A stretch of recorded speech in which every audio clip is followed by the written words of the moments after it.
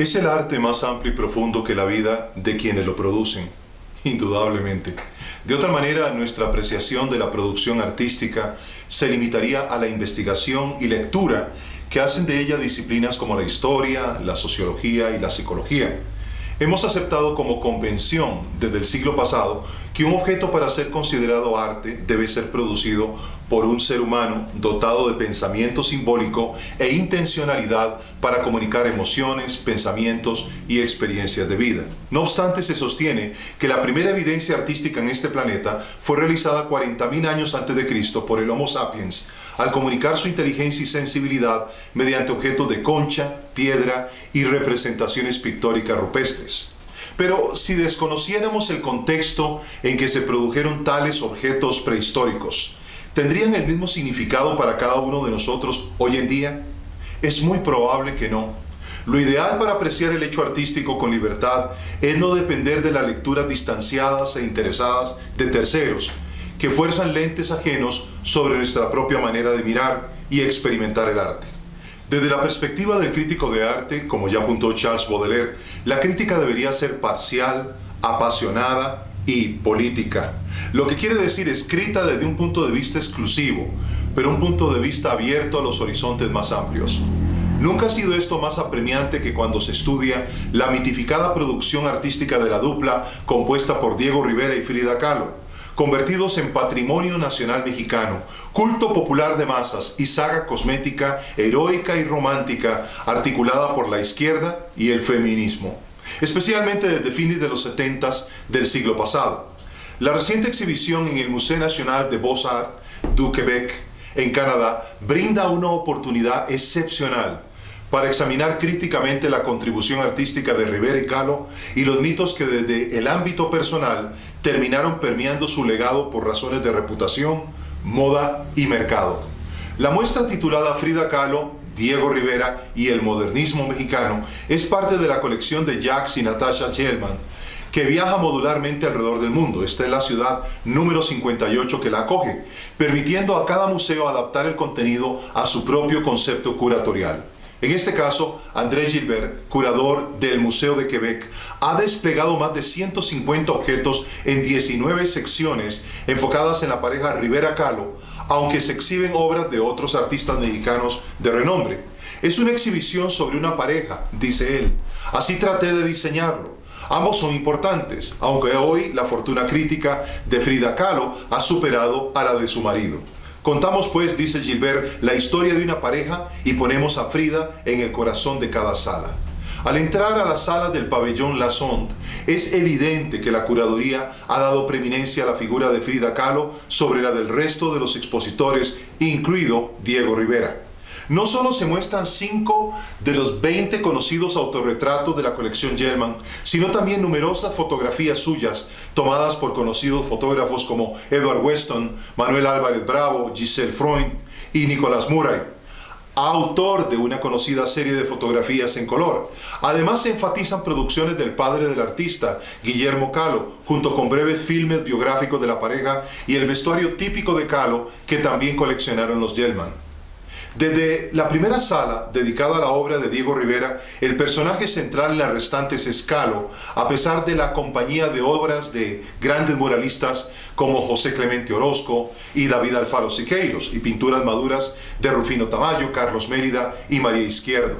La muestra es sobre la vida más que sobre la obra de Rivera y Kahlo, por lo que el concepto del modernismo mexicano con que se bautizó la muestra queda en el aire, como una promesa vacía, como aire caliente.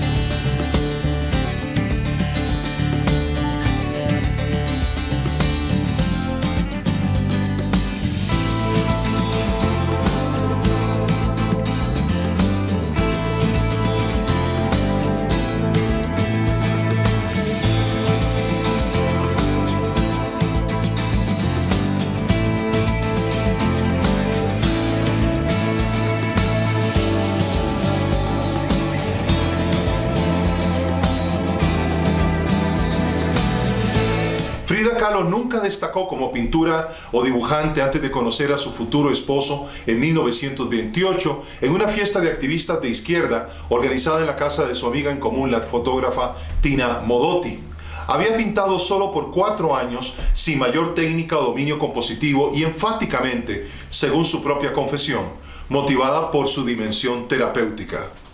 Rivera, por su parte, tenía 42 años y una carrera artística establecida internacionalmente, mientras ella tenía 21 años y sus aspiraciones académicas truncadas por un serio accidente ocurrido 3 años antes, cuando un tranvía colisionó contra el autobús en que viajaba, causándole problemas de salud por el resto de su vida.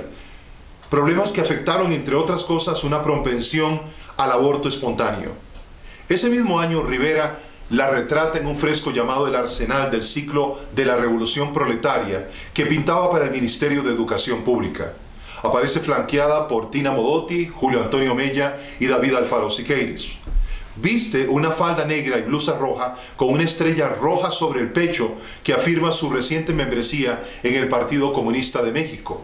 Frida había estado ilusionada por otro hombre antes de Rivera, por Alejandro Gómez Arias, quien además de mentirle, empezó a distanciarse de ella tras su accidente. Y se acercó a Diego en busca de consejo, ya que lo respetaba como pintor y necesitaba saber si podía vivir de la pintura, actividad que había iniciado como autodidacta. Frida necesitaba apoyar a su familia que estaba en bancarrota y pensó que esa era una manera. Según su amiga y biógrafa, la crítica de arte Raquel Tibol, al muralista Rivera le atraían las personalidades atípicas como la de Frida. Para vencer los recelos de sus padres, Rivera pagó las deudas de la familia, cuya residencia en Coyoacán estaba a punto de ser embargada. Guillermo Kahlo era del pensamiento más bien tipo liberal y temperamento artístico, pero su esposa Matilde Calderón era religiosa y conservadora. No debe extrañar que al conocer la intención de Diego de casarse con Frida en 1929, bautizara la misma como la unión entre un elefante y una paloma.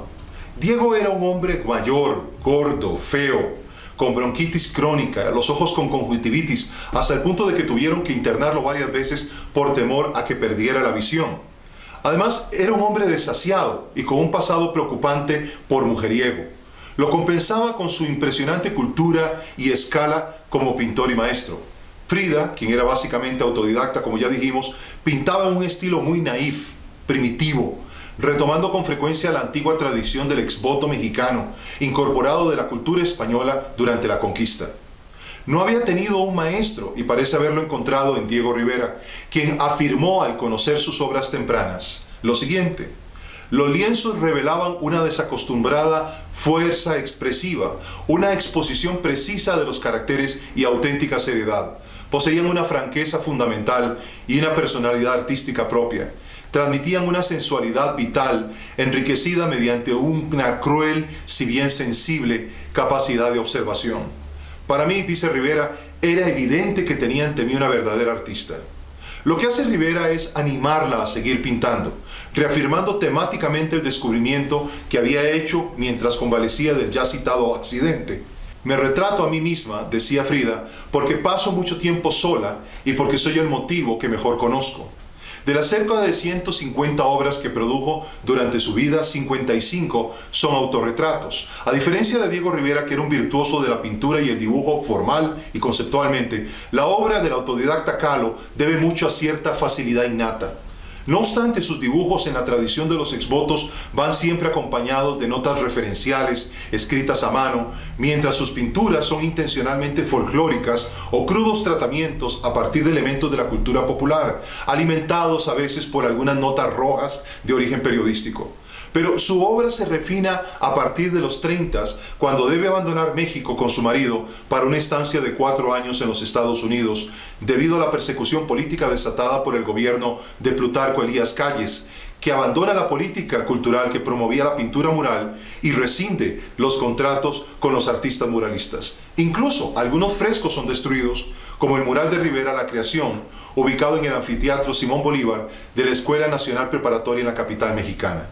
Mientras tanto, en el norte había un enorme interés por el llamado Renacimiento mexicano, abordado en marzo último en Ars Criterium, que Rivera, como representante más destacado del muralismo, supo capitalizar mediante importantes encargos públicos en San Francisco, Detroit y Nueva York.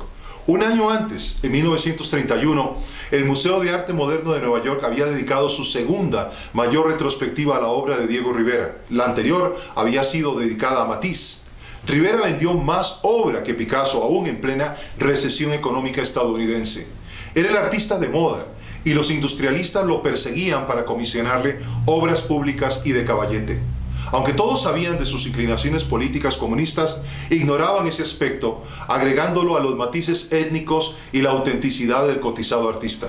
Como declaró el extinto escritor y crítico de arte Robert Hughes, Rivera era un cruce entre Whitman y Picasso. Era un dibujante dotado que nunca dejaba de estudiar y perfeccionar sus trazos con una mano segura y una forma delicada. Gracias a una beca recibida durante el Porfiriato mexicano, se estableció en España primero a partir de 1907 y luego en París a partir de 1909. Fue parte del movimiento cubista con Picasso y Braque, como evidencia su óleo sobre tela de 1915, Paisaje Zapatista, pero para 1918 vuelve a la figuración. En 1921 regresa a México a solicitud del ministro de Educación, el intelectual José Vasconcelos, que estableció el vasto programa de pintura mural en edificios públicos. Una vez que pintó su primer mural, La Creación, en 1922, Rivera nunca abandonó el género. Cuando Rivera y su nueva esposa Kahlo arribaron el 21 de abril de 1932 a Detroit para desarrollar el encargo de los murales para la compañía Ford, preguntaron a Frida que si ella era también pintora, a lo que respondió con fiereza y ambición: sí, la mejor del mundo. ¿Cómo han cambiado los tiempos? En el 2015, la exhibición realizada por el Instituto de Arte de Detroit tituló la exhibición Rivera y Kahlo, pero ahora en Quebec, como antes en Sydney y en Viena, lo que predomina es titular Kahlo y Rivera. La muestra que abordamos hace justamente esta inflexión debido a claros factores de moda y mercado. En Detroit, Rivera alcanzó la cúspide de su carrera como muralista, mientras Kahlo encontró su propia voz en un estilo primitivista que rayaba en lo fantástico, traduciendo su dolor emocional y físico a un arte claramente autobiográfico que apelaba a emociones profundas.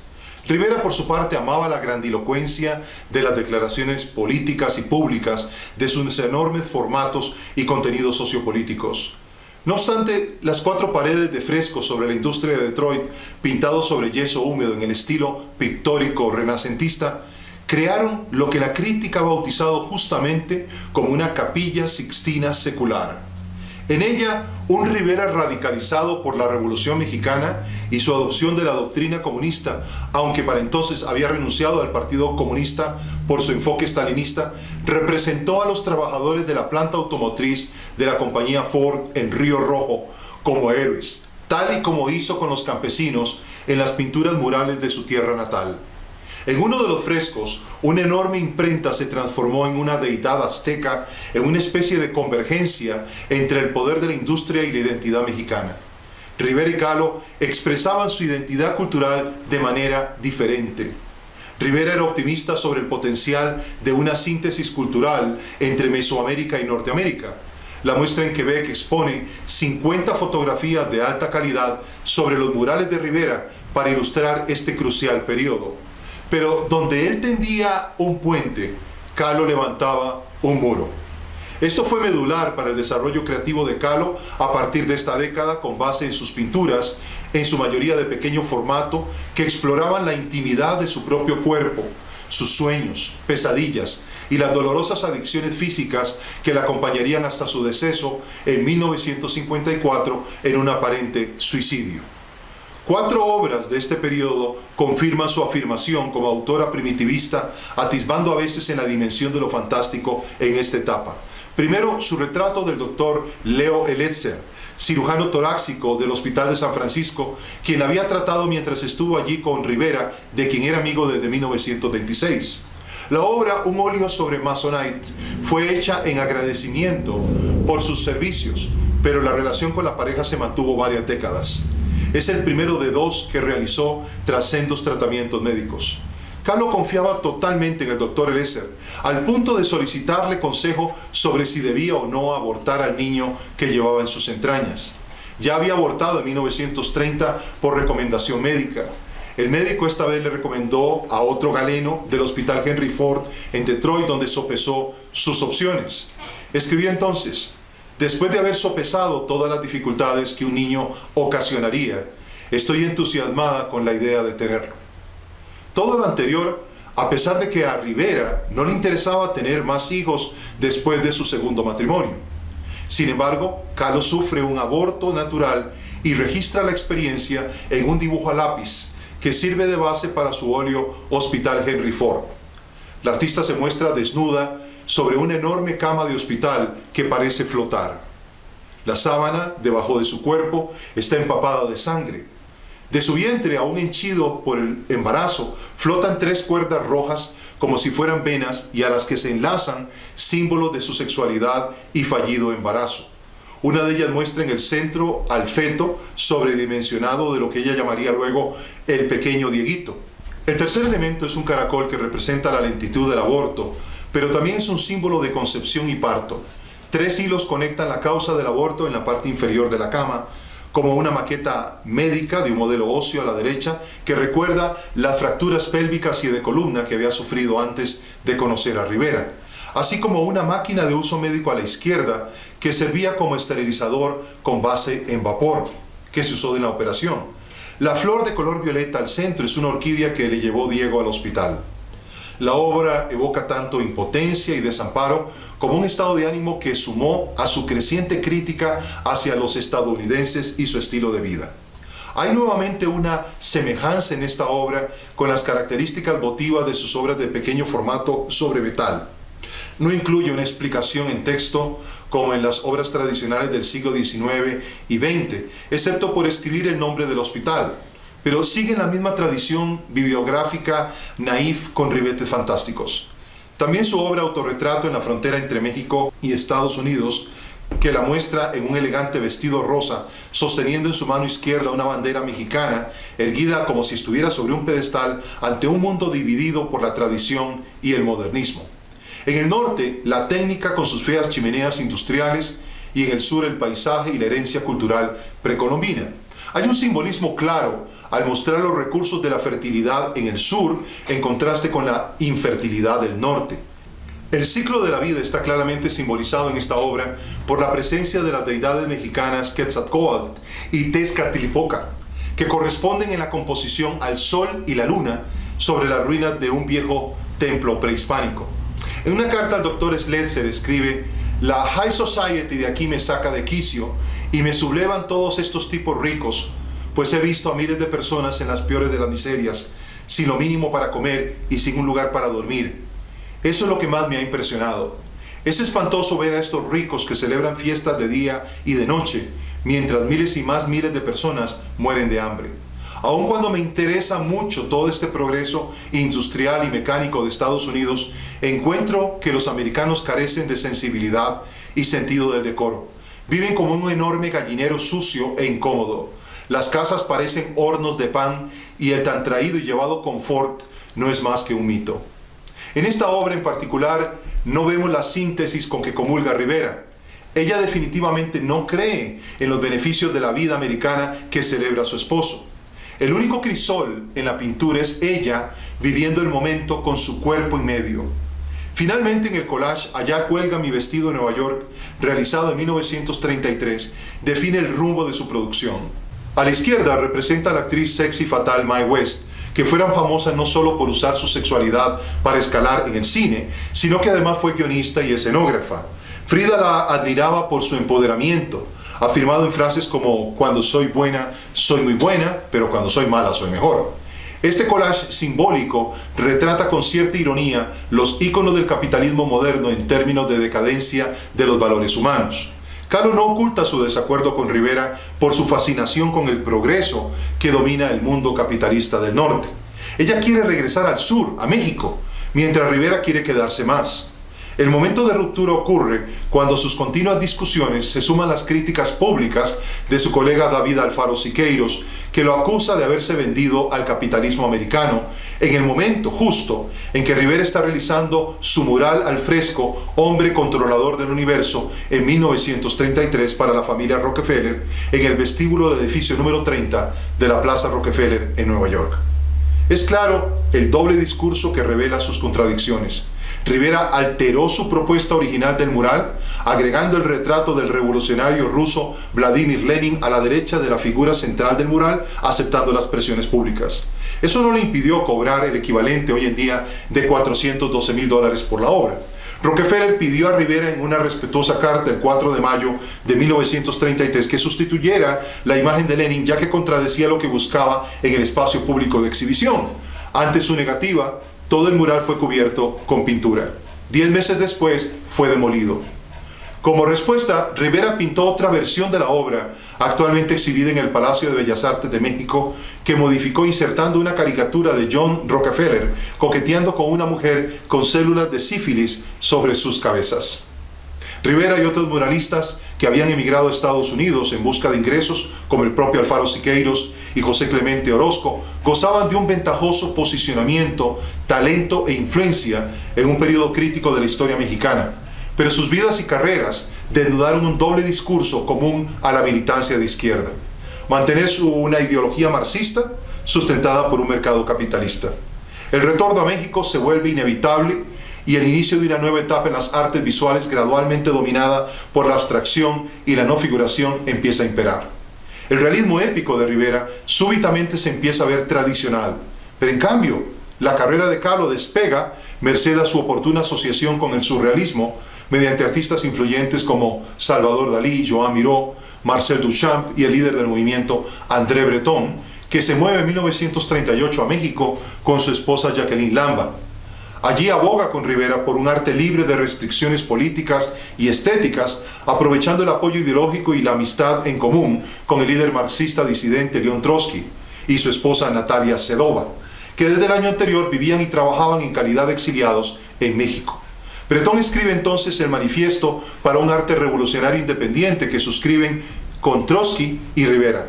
En el manifiesto afirman que el verdadero arte, que no se contenta con reproducir variaciones de modelos prefabricados, sino que insiste en expresar las necesidades internas del hombre y de la humanidad en su tiempo, no puede sino ser revolucionario y aspirar a una transformación completa y radical de la sociedad, aunque solo sea para ofrecer creación intelectual libre de las cadenas que la atan y permitir que toda la humanidad se eleve a las alturas que solo los genios aislados han alcanzado en el pasado. Aunque esta relación intelectual y de amistad abre las puertas para la promoción internacional por parte de Breton de la obra de Frida Kahlo, primero en Nueva York en 1938 y luego en París en 1939, la relación se amarga por la desilusión de Frida con los surrealistas. Para comenzar, Frida nunca fue surrealista, a pesar de la caprichosa afirmación de Breton, ya que no seguía los métodos de producción intelectual de dicho movimiento. Frida era libre conscientemente del intelectualismo que despreciaba tanto como la arrogancia de los surrealistas. Su estilo no correspondía con la expresión desinhibida del inconsciente, caracterizada por los sueños, pesadillas y símbolos neuróticos freudianos. Si aceptó ser parte de la retórica surrealista fue por el interés de ser independiente económicamente. Cuando vio que sus cuadros se empezaban a vender, escribió: "Así podré ser libre, podré viajar y hacer lo que quiera sin tener que pedirle dinero a Diego". Pero estaba clara en que lo suyo no era arte surrealista. Por ello declaró en una ocasión: "Nunca pinté sueños, solo pinto mi propia realidad. Lo único que sé es que pinto porque necesito hacerlo, y pinto todo lo que pasa por mi cabeza sin ninguna otra consideración". Sin embargo, un patrón empieza a emerger en la vida y obra de Kahlo: el intento de distintos grupos o movimientos por secuestrarla intelectualmente. Primero fueron los surrealistas, luego las fundamentalistas feministas. Los surrealistas intentaron apoderarse de ella, sobre todo a partir del cuadro Lo que el agua me ha dado, en el que Frida está bañándose y se ve en sus pies uno de ellos herido. El agua está llena de cosas, recuerdos y objetos. André Breton llegó a decir que la obra de Frida Kahlo era como una cinta de seda alrededor de una bomba.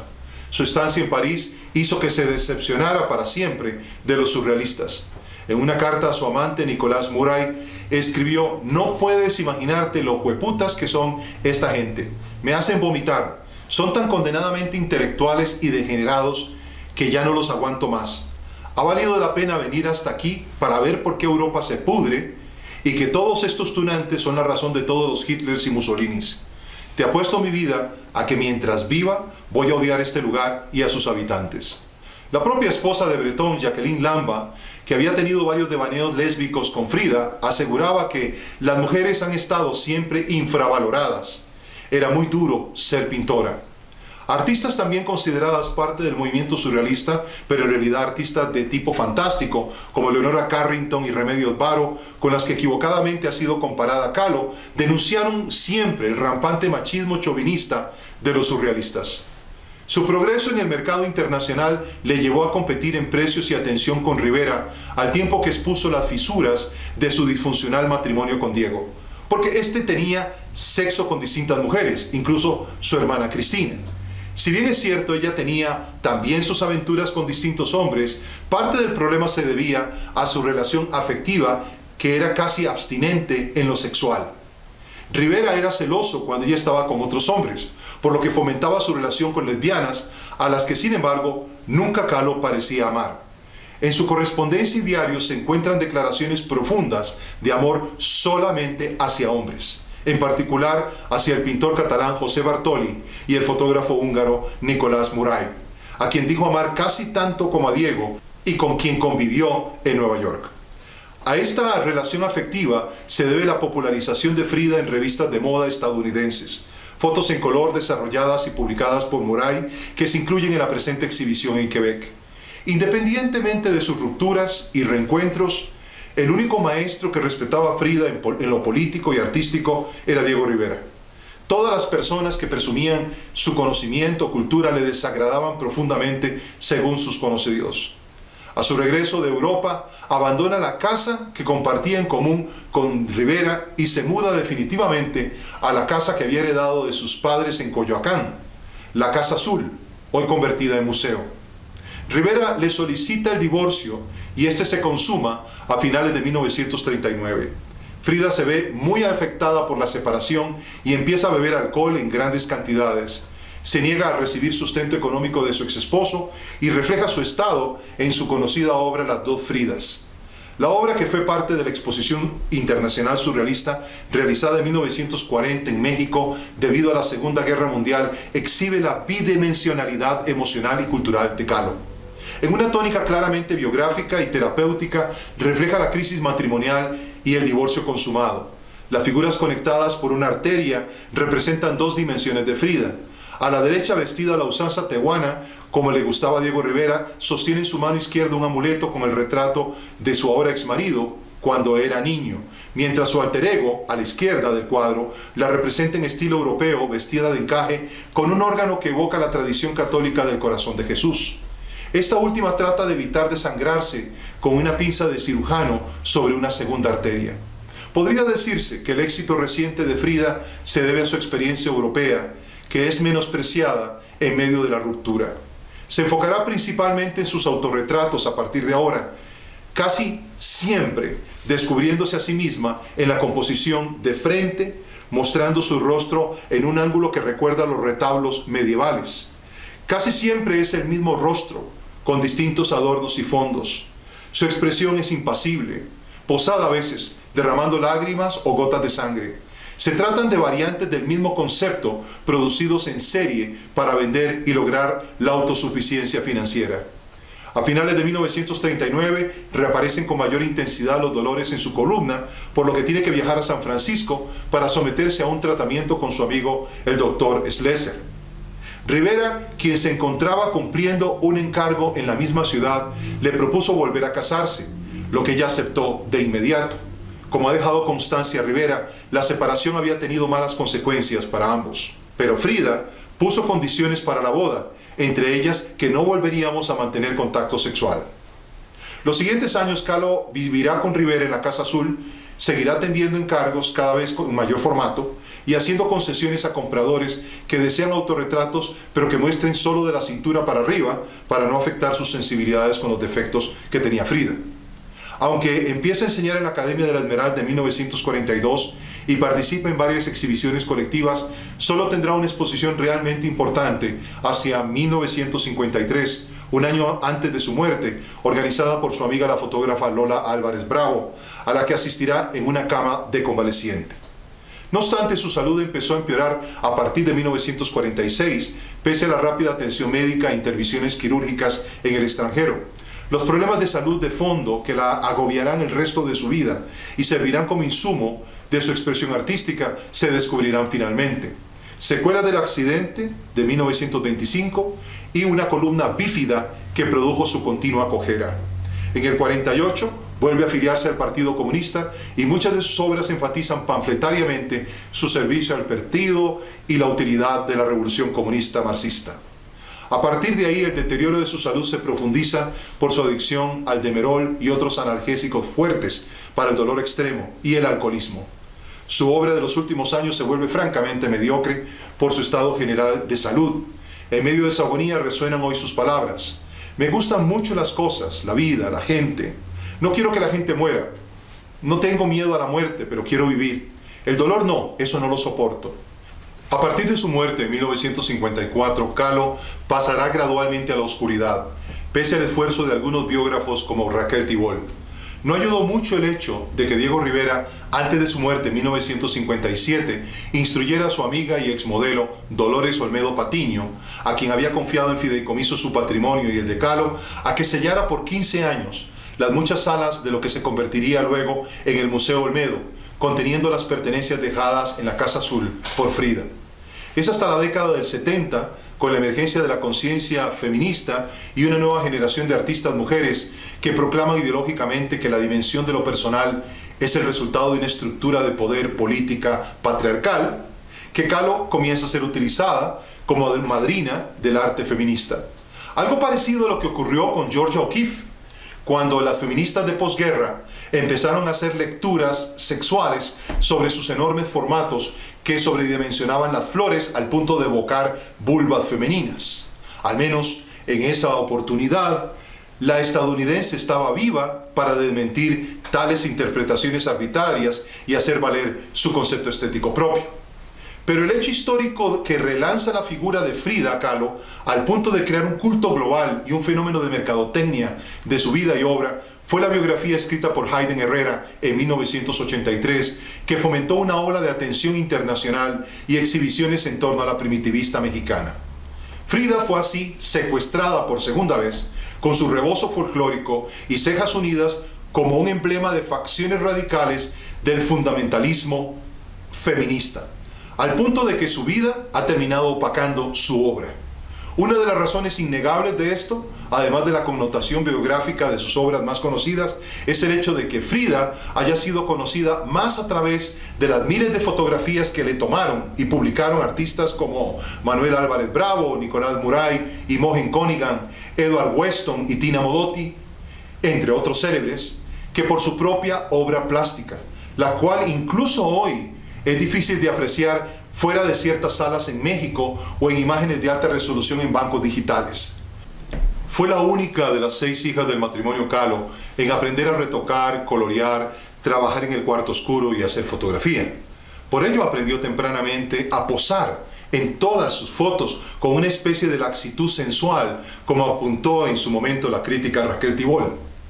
Desde que su padre Guillermo le tomó una foto con un traje de terciopelo, no existe una sola imagen fotográfica de Frida en que su aspecto sea descuidado. Sus poses siempre fueron estudiadas. El hecho de que Rivera la ataviara con pesados adornos precolombinos, tocados típicos y vestidos tehuanos solo contribuyeron a crear o agregar a su imagen un exotismo que seducía especialmente a los etnocéntricos extranjeros.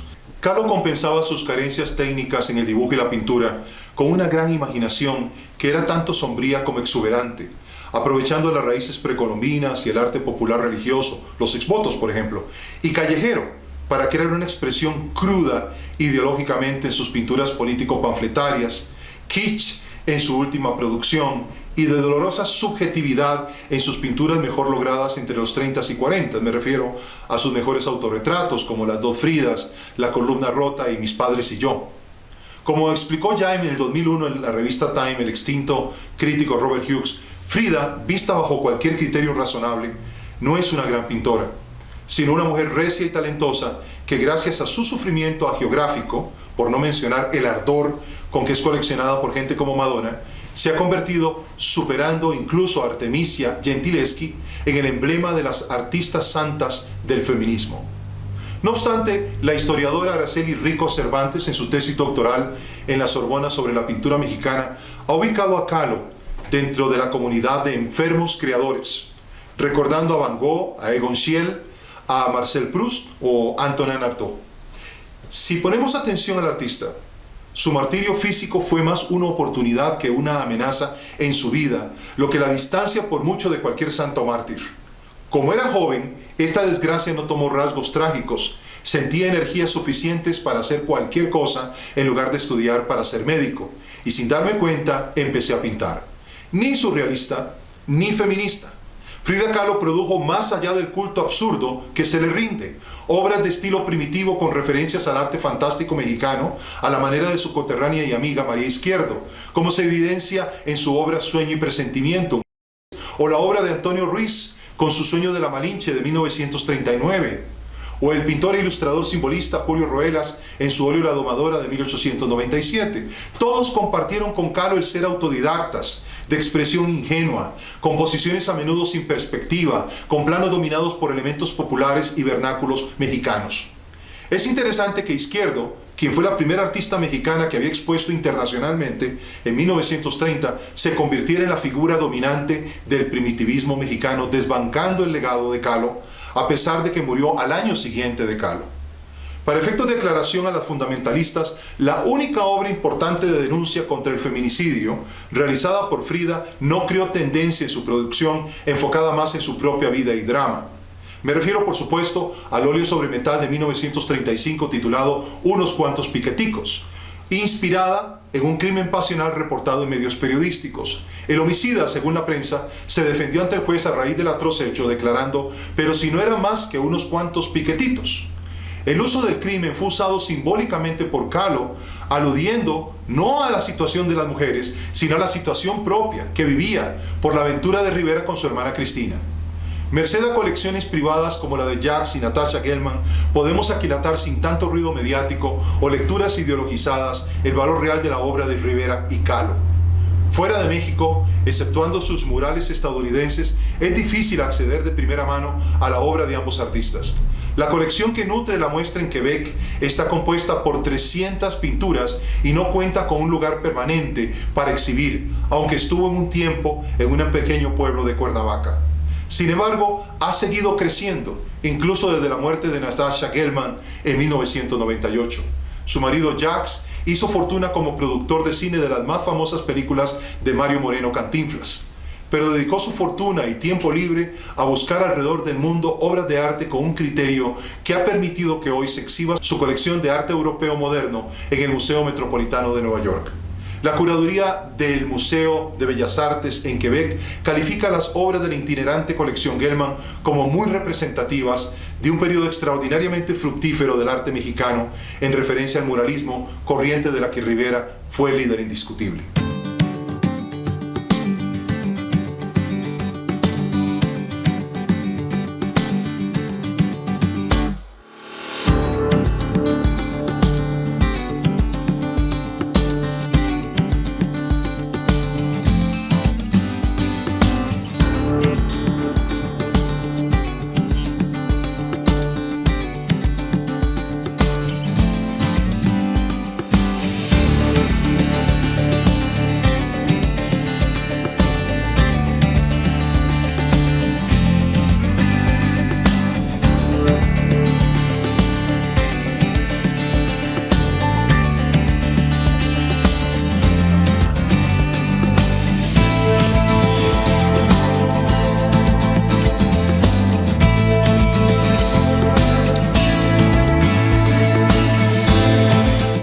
Olmedo, la depositaria en vida de la obra de Rivera y Kahlo, cuenta en la colección de su museo con 25 pinturas de Frida, que constituyen un octavo de su producción total, pero casi no las destaca en su curaduría.